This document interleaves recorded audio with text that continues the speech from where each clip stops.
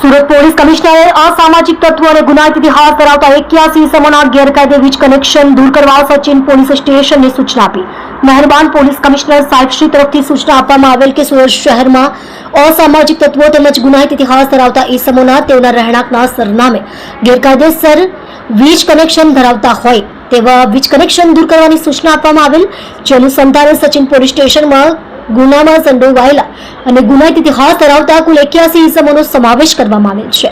જે પૈકી કુલ 29 ઇસમો સચિન વિસ્તારમાં રહેતા હોય અને તેઓના રહેણાંક વિસ્તારમાં ડીજીવીસીએલના અધિકારી તેમજ પોલીસના અધિકારીઓ તથા સ્ટાફના માણસો સાથે આજરોજ ચેકિંગ હાથ ધરવામાં આવેલ.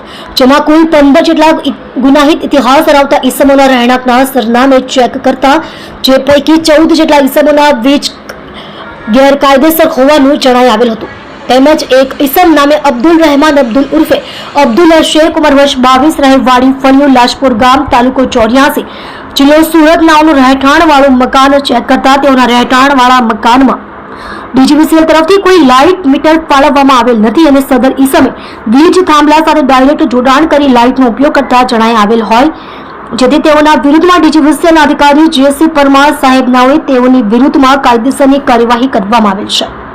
તમે જોઈ રહ્યા છો SD ન્યૂઝ ચેનલ ફેઝર શેખની સાથે.